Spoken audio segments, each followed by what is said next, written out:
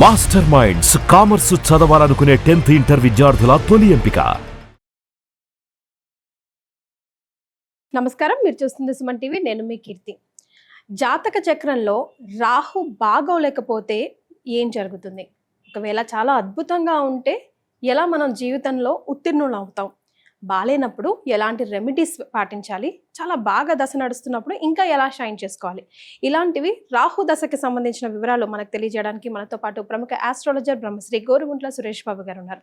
నమస్తే సురేష్ బాబు గారు. కీర్తి గారు నమస్కారం అండి. రాహు దశ అన్నది చాలా హాట్ టాపిక్ గా వెళ్తా ఉంది. సో రాహు దశ బాగుంటే ఎలా ఉంటుంది, బాగాలేకపోతే జాతక చక్రంలో ఎలా ఉంటుంది, అండ్ రాహు వల్ల మనం ఇంకా ముందుకు వెళ్ళలేకపోయినప్పుడు ఎలాంటి రెమెడీస్ పాటించాలి?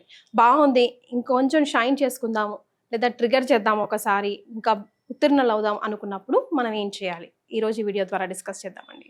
సో రాహు గురించి మనం మాట్లాడుకుంటే 10 hours కంటిన్యూస్ వీడియో చేయొచ్చండి. అంత పెద్దదండి. లోతైన ఓన్లీ రాహు కేతుల గురించి పెద్ద పెద్ద గ్రంథాలు ఉన్నాయండి.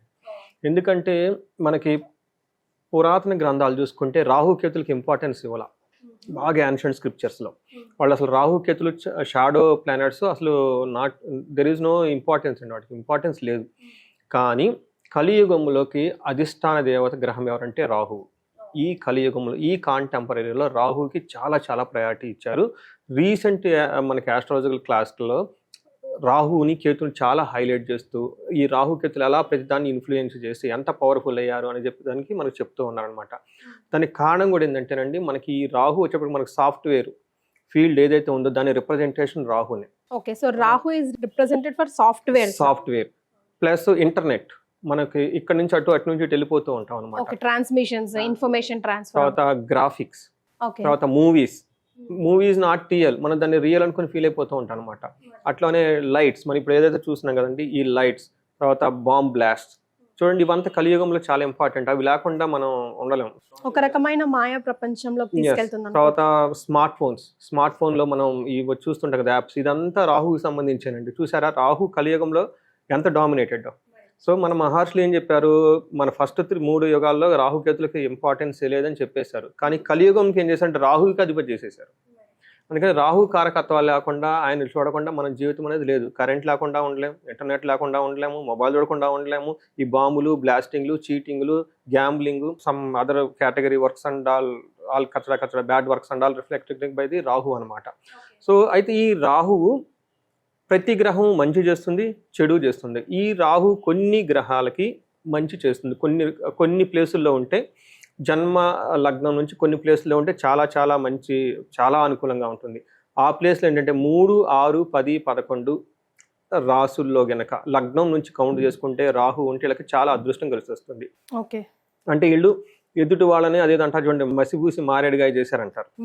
సో వీళ్ళకి దగ్గర ఎంత టాలెంట్ ఉందంటే ఏమీ లేదన్నది ఉన్నది అన్న ఒక పిక్చర్ క్రియేట్ చేసేసి ఎదుటి వాళ్ళని మోహించేస్తారు అనమాట. ఈ రాహుకి మోహిని గుణం ఎక్కువ ఉంటుంది. వీళ్ళు ప్రతి ఒక్కరిని అట్రాక్ట్ చేసేస్తారు. లైక్ పొలిటీషియన్స్ కానివ్వండి, ఫిల్మ్ యాక్టర్స్ ఏముండదు వాళ్ళకి. ఎందుకు 7 కోట్లు 9 కోట్లు సపరేట్ ఈ చాప్టర్ ఫ్లైట్స్ ఉంటాయని అర్థం కాదనమాట. అంత లైమ్ లైట్కి వెళ్ళి ఎదిగిపోతూ ఉంటారు అనమాట. ఎవరికంటే రాహు ఉండటం వల్ల ఇలా జరుగుతూ ఉంటుంది. అలానే సాఫ్ట్వేర్ వాళ్ళకి ఎందుకు అలా హైప్ అయి ఉంటుంది, ఎలా ఫారిన్ వెళ్ళిపోతారు అనేది రాహు. అలానే ఫారిన్ ట్రావెల్ రిప్రజెంటేట్ చేసేది కూడాను రాహు ఏనండి. ఫారిన్ వెళ్ళాలి అనుకున్నా, ఫారిన్ సెటిల్ అవ్వాలనుకున్నా, ఫారిన్లో ఎదగాలన్నా కానీ రాహు ఉండాలి. ఎవరి జాతకంలో అయినా సరే 12వ ప్లేస్లో కనుక రాహు ఉంటే 100% వాళ్ళు ఫారిన్ సెటిల్మెంట్ అయి తీరుతుందండి. ఎన్నో జాతకాలు చూస్తూ ఉంటామండి. సో ఇదంతా రాహు ఫేవరబుల్గా ఉంటే. రాహు అన్ఫేవరబుల్గా ఉంటే ప్రాబ్లం ఏంటి అంటే, రాహు మిథున రాశిలో ఉన్నా కానీ వాడు ఓను స్థానం కాబట్టి బాగా ఫేవరబుల్గా ఉంటుంది. అంటే రాహు లగ్నం నుంచి 3, 6, 10, 11 ప్లేసుల్లో ఉన్నా, ఎవరికైనా లగ్నం మిథున రాశిలో కనుక రాహు ఉన్నా కానీ వీళ్ళకి రాహు బాగా యోగ్యతను ఇస్తాడని చెప్పుకోవచ్చు. అలానే రాహు ఫారిన్ సెటిల్మెంట్ 12th హౌస్లో ఉన్నా అవుతారు. అలానే రాహు ఇందాక చెప్పుకుని ఈ ప్లేసుల్లో ఉంటే వాళ్ళు మూవీస్లోను, ఆర్ట్స్లోను, తర్వాత క్రాఫ్ట్స్, అబ్రాడ్లో సెటిల్ అవ్వటం ఇవన్నీ జరుగుతూ ఉంటుంది. అయితే రాహుకి గవర్నమెంట్ రిలేషన్ కూడా ఉందండి. ఎవరికైతే లగ్నము, లగ్నాధిపతి రాహు లేదంటే రాహు నక్షత్రాలతో కలిసి ఉన్నా కానీ వాళ్ళకి మ్యాక్సిమం గవర్నమెంట్ జాబ్లు వచ్చే ఛాన్సెస్ కూడా ఉంటుంది. అంటే ఈ ప్రకారంగా మనం చూసుకుంటే రాహు యోగ్యతను ఇస్తే అన్ని రకాల పనులు చేసేస్తారు. ఇప్పుడు ప్రాబ్లం ఏంటంటే పార్ట్ బి సెక్షన్. రాహు అనుకూలంగా లేకపోతే ఏమవుతుంది? రాహు అనుకూలంగా లేకపోతే వాళ్ళు దాదాపు పిచ్చోళ్ళు అయిపోతారండి. మనకి ఇప్పుడు చూసుకుంటాం ఓసిడి, ఏమీ ఉండదు, ఉన్నట్టు తెగ భయపడిపోతూ ఉంటారు. హాలోజేషన్స్, తర్వాత మెంటల్గా అప్స్ అండ్ డౌన్స్, కాలసర్పదోషం. కాలసర్పదోషం అంటే ఏంటి? వాళ్ళ చుట్టూ అన్నీ ఉంటాయి, మంచి పేరెంట్స్, భర్త, పిల్లలు, కార్లు, బంగ్లా, but they are not still happy. అదే అన్ని ఉండి కూడా అల్లు నోట్లో శని అన్న టైప్ లో. ఎగ్జాక్ట్లీ. నేను చాలా మందికి అదే చెప్తూ ఉంటాను, కాలసర్పదోషం అంటే ఏంటంటే మాకు ఎక్స్ప్లెయిన్ చేస్తారని అడుగుతూ ఉంటారు. మేము ఇది నేర్చుకునేటప్పుడు మాకు గురువులు చెప్తూ ఉంటారు, ఒకళ్ళు భోజనం అన్నీ పెట్టుకుంటారు ఇస్తర్లో, ఇటు పక్కన పప్పు, స్వీట్లు అన్నీ పెట్టేసుకొని ఇంకా మనం తిందాం అనుకునే టయానికి కొంచెం దూరంలో ఒక పాము పెద్దదలా వెళ్ళిపోతూ ఉంటుంది. మనం ఈ భోజనం చేయగలుగుతామా? చేయలేం. కానీ యాక్చువల్గా ఆ పాము ఇక్కడికైనా వచ్చిందంటే రాలేదు. పోనీ ఒక 10 minutes ఆగి మళ్ళీ తిందామంటే తినలేము. అదే టెన్షన్లో ఉంటాం. కాలసర్పదోషం కూడా అదే. వీళ్ళకి జీవితంలో ప్రతిదీ ఉంటుంది. కరెక్ట్గా తీసుకుంటే లేనిది ఏముంది ఉందా అంటే ఏది ఉండదు. కానీ ఉన్నవాడితో ఎంజాయ్ చేస్తున్నారంటే చేయలేరు. అందుకని దీన్ని కాలసర్పదోషం అంటారు. ఇంకా మ్యారేజ్లో చాలా డిస్టర్బెన్స్ వస్తుందండి. రాహు కనుక 1, 2, 7, 8 ప్లేసెస్లో ఉంటే వీళ్ళకి 80%, 90% మ్యారిటల్ డిస్టర్బెన్సెస్ వస్తుంది. వాళ్ళు డైవర్షన్ అవుతుంది. అందులో 8th హౌస్లో కనుక ఉంటే పెళ్ళైన వాళ్ళు ఎప్పుడూ అత్తగారితో సరైన రిలేషన్షిప్ మెయింటైన్ చేయరు. 7th హౌస్లో ఉంటే unconventional marriage, non traditional marriage అవుతూ ఉంటుంది అనమాట. అంటే లవ్ మ్యారేజెస్ టైపా, inter caste marriages?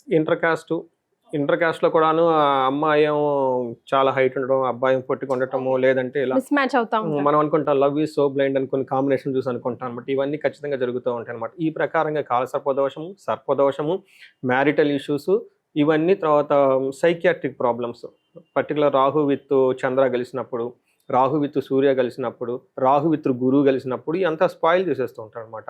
Rahu with గురువు మంచి చేస్తుంటాడు. ఎప్పుడైతే రాహు ప్రభావం పడిపోయిందో జాతకంలో, ఆ గురువు మంచి ఇవ్వకుండా తిడుతూ ఉంటాడు, బ్యాడ్ వర్డ్స్. రాహు 5th హౌస్లో ఉంటే జోదము, గ్యాంబ్లింగ్ ఆడుతూ ఉంటారు. రాహు 2nd హౌస్లో ఉంటే వాళ్ళు బూతులు మాట్లాడేస్తుంటారు అనమాట. ఇలా రాహు ఎక్కడున్నా he is a great spoiler. Rahu with Venus ఉంటే దే విల్ హ్యావ్, వీనస్ అంటే శుక్ర విత్ ఉంటే they become Maya Mohini. Great film stars అంతా ఇదే అంటుంది అనమాట. For nothing they will attract so much. So ఇదంతా ఈ కాంబినేషన్ ఉంటుంది.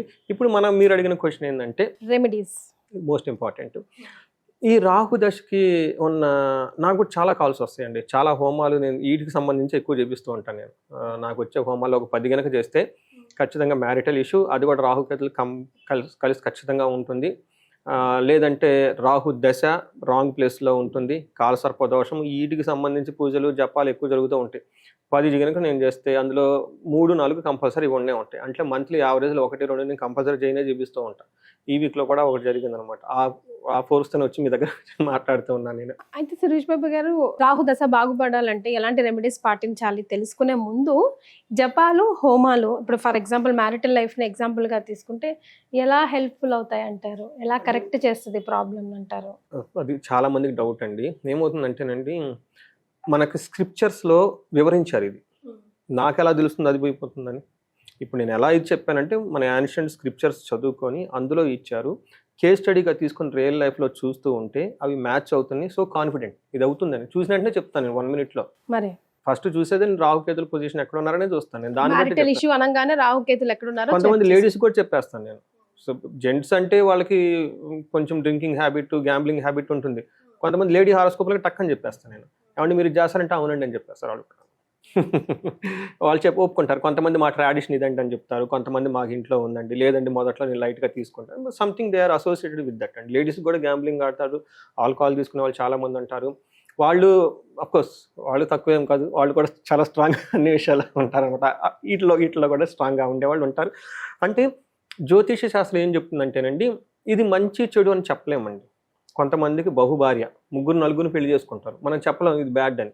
అంటే ఏం చెప్తారంటే జ్యోతిష శాస్త్రం ప్రకారం మంచి చెడు అని ఉండదండి. వాళ్ళు కర్మను అనుభవించడానికి ఈ భూమి మీద వచ్చారు. Souls entered in this earth to experience కర్మ, అంటే గో ఇట్. అంతే. కొంతమందికి 4 భార్యలు ఉంటారు, చెడు అని మనం చెప్పలేం, వాళ్ళ కర్మ అది. అట్లానే కొంతమంది శ్రీరామచంద్రుడిలాగా ఏకపత్ని రతుల్లాగా ఉండొచ్చు, మనం మంచి అని చెప్పలేమండి. అందుకని చెప్పేసి జ్యోతిష శాస్త్రంలో దే ఎక్స్పీరియన్స్ కర్మ అండ్ దే గో. సో అది మంచి చెడులం. ఇప్పుడు మీరు అడిగిన క్వశ్చన్ ఏంటంటే స్ట్రైట్ ఫార్వర్డ్ ఎలాంటి రెమెడీస్ చేసుకోవాలి, ఇది చాలా ఇంపార్టెంట్ అండి. మీరు నమ్ముతారో లేదో, రాహు దశ 18 years ఉంటుందండి.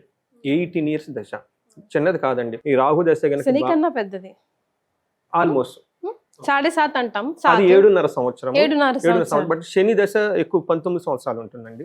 సో ఇది వచ్చేటప్పటికి 18 ఇయర్స్ ఉంటుంది. గురు దశ 16 ఇయర్స్ ఉంటుంది అనమాట. బట్ ఇది కూడా చాలా పెద్ద లెంతీ దశ అండి. ఇన్ కేసు ఈ దశ కనుక బాగలేదే అనుకోండి, స్ట్రక్ అయిపోతారండి. ఈ దశ కనుక బాగుంటే ఖచ్చితంగా ఫారిన్లో సెటిల్ అయిపోతారు. నేను ఎన్నో హారోస్కోప్లు రాహు బాగుండి రాహు దశ స్టార్ట్ అయిన వెంటనే ఫారిన్లో సెటిల్ అయిపోతారు. సో ఇన్ కేసు బాగలేకపోతే ఉల్టా రివర్స్లో ఉంటారు. చాలా ప్రాబ్లమ్స్, ఇష్యూస్ అన్ని వచ్చేస్తూ ఉంటాయి. చాలా మంది కుజుదోషం ఉండి రాహుకేతులు కలిసినప్పుడు ఈ టైంలో డైవర్స్ అవుతాయి. చాలా మంది డెత్ కూడా వస్తుందండి. In case Rahu with Mars combination again very dangerous combination అండి. ఇన్ కేసు లైట్ కుజుదోషం ఉండి రాహుకేతులు ఉంటే స్పౌస్ ఈ టైంలో చనిపోతారు. అందుకని రాహుకేతులు చాలా ఉండాలి. ఇప్పుడు మనం ఏమేమి చేసుకోవాలంటే ఫస్ట్ రాహుకి అధిష్టాన దేవత దుర్గాదేవి. వీళ్ళు దుర్గాదేవిని గట్టిగా దుర్గామాని గట్టిగా పట్టుకోవాలి. అందుకని దుర్గా ఆరాధన చేయాలి.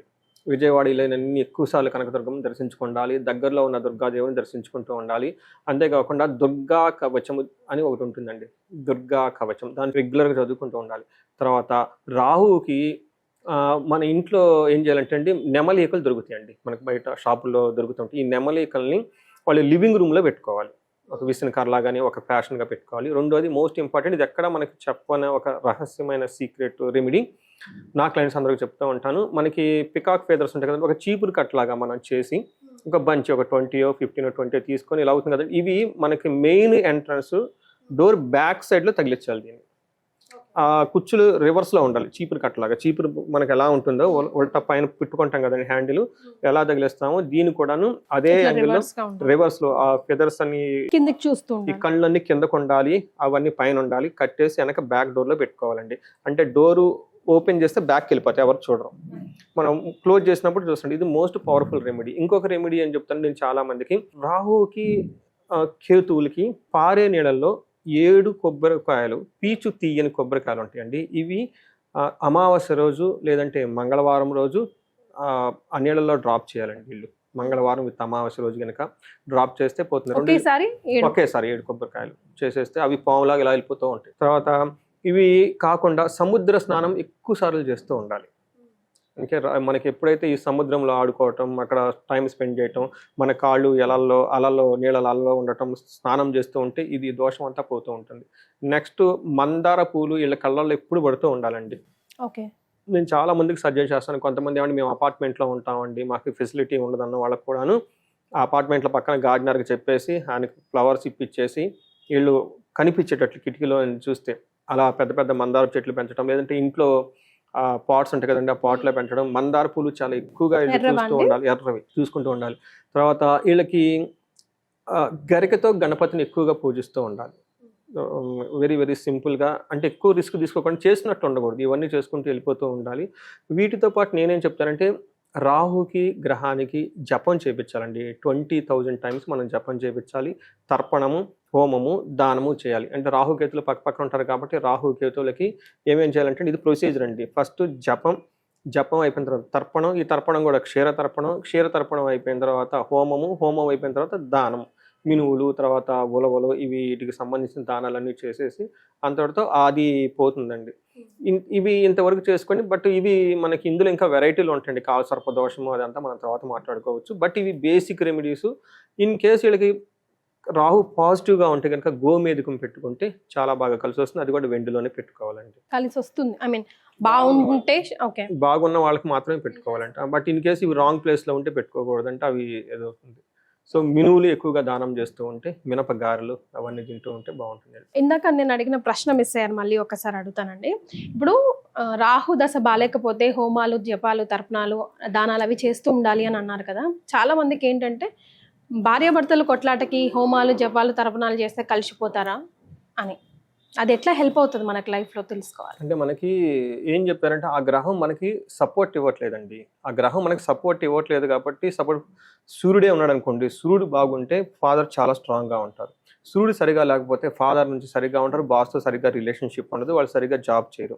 మరి ఏం చేయాలి? ఫాదర్కి సపోజ్ ఫాదర్ మనకి మాట వినాలంటే ఏం చేయాలి? మనం ఫాదర్ దగ్గరికి వెళ్ళాలి. మనం ఫాదర్కి ఆయనకి నచ్చిన విధంగా చేసుకోవాలి. ఆయనకి బట్టలు ఇవ్వటం, చక్కగా బాగున్న చూడటం, ప్రసన్నం చేసుకోవాలి. వాళ్ళు చెప్పిన పద్ధతిలో నడుచుకుంటూ ఉండాలి. ఇదా సేమ్ ఇలానే గ్రహాలు కొన్ని మనకు అనుగుణంగా లేనప్పుడు, అవి మన మీద సరైన లవ్ చూపించినప్పుడు, లేదంటే ఎనిమోసిటీ చూపించినప్పుడు మనం ఏం చేయాలంటే వాటికి ప్రీతికరమైన పనులు చేయాలని చెప్పేసి శాస్త్రాలు వివరించారు.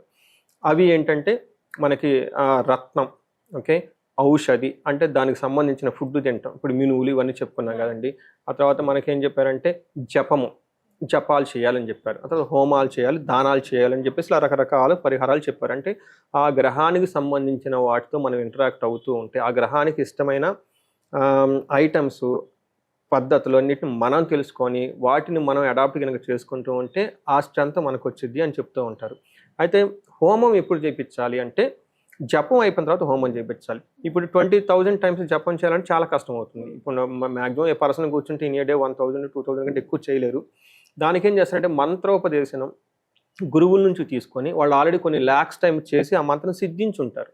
వాళ్ళ చేత కనుక మంత్రం జపించుకొని 20,000 టైమ్స్ ఆ తీర్థం ఉంటుంది, జప తీర్థం అనమాట. ఆ తీర్థం కనుక మనం తీసుకుంటే అది మనం చేసినట్టు సమానం అవుతుంది. అది ప్రసాదంలాగా పోయి మనకి యూజ్ అవుతుంది అనమాట. అంటే మనం చేయనప్పుడు వేరే వాళ్ళు చేయించుకోవాలి. కొన్నిసార్లు మనకు డ్రైవింగ్ రానప్పుడు వేరే వాళ్ళతో డ్రైవింగ్ చేయించుకుని మన డెస్టినేషన్ వెళ్ళాలి కదా. అలానే మంచి డ్రైవర్ని పెట్టుకున్నాం అనుకోండి చాలా కంఫర్టబుల్గా వెళ్ళిపోతాం. అలానే మంచి చేసే పండితులు బాగా స్పష్టత పలికి గురువుల దగ్గర నేర్చుకొని ఆ ప్రొసీజర్ ప్రకారం చక్కగా గనక చేసుకుంటే ఆ గ్రహం మనకి శాంతించి ఆ దోషం పోయి మనకి అట్లీస్ట్ కీడు చేయకుండా ఉంటుంది. మంచి సంగతి తర్వాత ముందు ఇబ్బంది పెడుతుంది కదా, ఆ ఇబ్బంది నుంచి తొలగిపోతారని చెప్పేసి శాస్త్రాల్లో ఈ జ్యోతిష శాస్త్రాలు వివరించడం జరిగింది. వేదాల్లో కూడా వివరించడం జరిగింది. ఎందుకంటే వేదాల్లోనే గ్రహాలకు మంత్రాలు ఉన్నాయి, నక్షత్రాలకు మంత్రాలు ఉన్నాయి. ఎందుకంటే ఈ వేదంలో ఒక అంగమే జ్యోతిష్యం కాబట్టి ఇది మనకి ఇచ్చిన అవకాశాన్ని సద్వినియోగం ఎలా పోవాలని చెప్పేసి బ్రహ్మే మనకి క్లియర్గా చెప్పుకున్నారండి శాస్త్రాలు. రైట్. సో మీ జాతకంలో రాహు దశ బాలేదా? అయితే ఈ వీడియో మీకోసమే. రాహు దశ బాగున్న వాళ్ళు, బాలేని వాళ్ళు ఎలాంటి రెమెడీస్ పాటించాలి అన్నది ఈ వీడియోలో చాలా క్రిస్టల్ క్లియర్గా ఎక్స్ప్లెయిన్ చేస్తున్నారు గోరుగుంట్ల సురేష్ బాబు గారు. మరి మీకు ఎలా అనిపించిందో డెఫినెట్గా కమెంట్ చేసి చెప్పండి. థ్యాంక్ యూ సో మచ్ అండి. నమస్కారం. Thank you.